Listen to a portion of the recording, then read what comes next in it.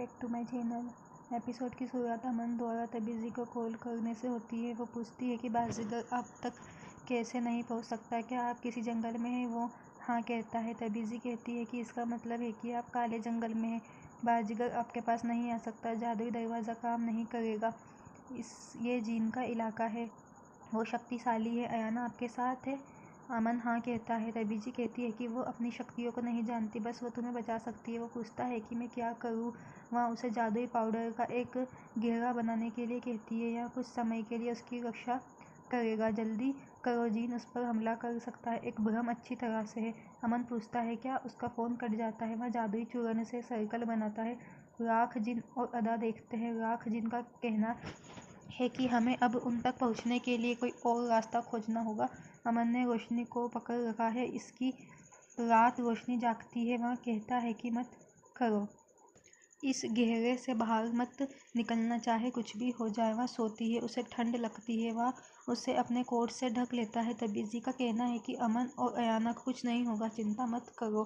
दादी ने परवीन को सब कुछ बता दिया। परवीन चौंक जाती है और कहती है कि काला जंगल जीन का घर है। अगर रोशनी अयाना होती तो अमन इस तरह फंसता नहीं। रोशनी जीन का मोहरा है। दादी का कहना है कि हमें अमन और रोशनी को बाहर निकालने में तबीज़ी की हेल्प करनी होगी। परवीन कहती है कि अब कोई उनकी मदद नहीं कर सकता, मुझे कुछ करना होगा। रोशनी नींद में बात करती है। वह कहती है कि ये अमन की गलती है, वह बेकिंग करना चाहता था, इसलिए मैं बुरे लड़कों के जाल में फंस गई। मैं बहादुर हूँ, लेकिन मैं आज डर गई। मैं उसकी वजह से यहाँ फंस गई हूँ। अमन मुस्कुराता है। वह कहती है कि वो नाराज़ था क्योंकि मैंने उसके लिए पनीर नहीं बचाया था। उसकी आंखें प्यारी है और दिल पत्थर का है। ये खतरनाक संयोजन है। वह कुल बकवास कहता है। सारा और साइमा कहते हैं कि हम साथ आएंगे। दादी कहती है नहीं, यहीं रहो। पप्पी कहती है परवीन का ख्याल रखना, हम तबीज़ी के पास जा रहे हैं। रोशनी का कहना है कि खान बाबा बुरे हैं, लेकिन जब वो अपने परिवार के साथ होते हैं तो वो आदर्श सज्जन होते हैं। वो वास्तव में अपनी फैमिली से प्यार करते हैं। वह बहुत प्यारा है। मुझे एक बात का बहुत अफसोस है, वह मुझे कभी एक्सेप्ट नहीं करेंगे।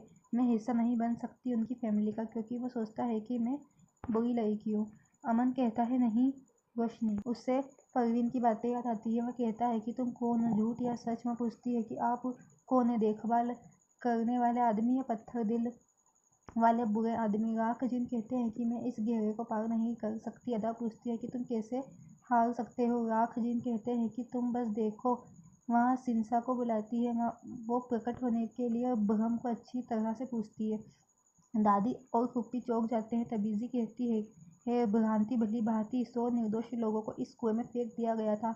उनकी क्रोधी आत्माएं भ्रम पैदा करती है और लोगों को अपनी ओर बुलाती है। दादी का कहना है कि सर्कल उनकी रक्षा करेगा। तबीज़ी कहती है मुझे खेद है कि मुझे अमन को इस भ्रम के बारे में अच्छी तरह से बताने का समय नहीं मिला।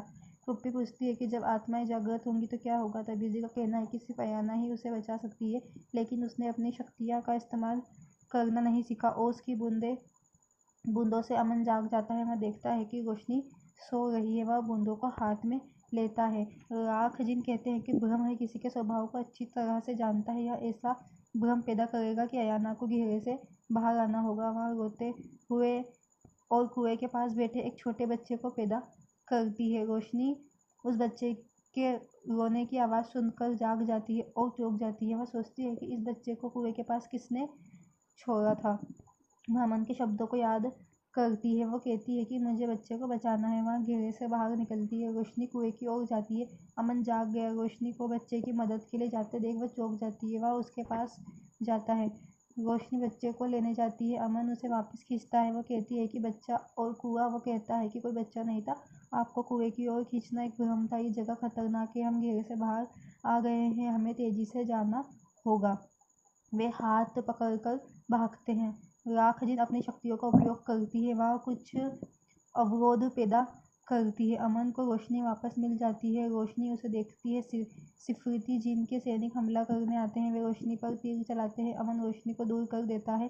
रोशनी उसे देखती है। उनकी पीठ में गोली लगी है। वो पूछती है कि क्या तुम ठीक हो? उसके हाथ पर खून लग जाता है। वह चौंक जाती है। वो नीचे गिर जाता है। वह रोती है। वो जीन सैनिक को देखती है। वो बाजीगर को याद करती है जो पहले उसे बचाने के लिए तीर चला रहा था। अदा पूछती है कि तुमने क्या किया? तुम्हें रोशनी को मारना था, अमन को गोली मार दी गई। राख, जिनका कहना है कि अमन को रोशनी के लिए सहानुभूति है, उसने रोशनी को बचाया। तुम अमन को लेके आओ, अयाना उसके पीछे आएगी, मैं उसे मार डालूंगी। अमन रोशनी को दौड़ने के लिए कहता है। वे उसके लिए आए हैं। रोशनी कहती है कि मैं तुम्हारे साथ अपनी जान दे दूंगी, मैं तुम्हें नहीं छोड़ूंगी। वहाँ उसे देखता है, वहाँ कहता है कृपया जाओ, वहाँ उसे दूर धकेलता है। रोशनी जाती है।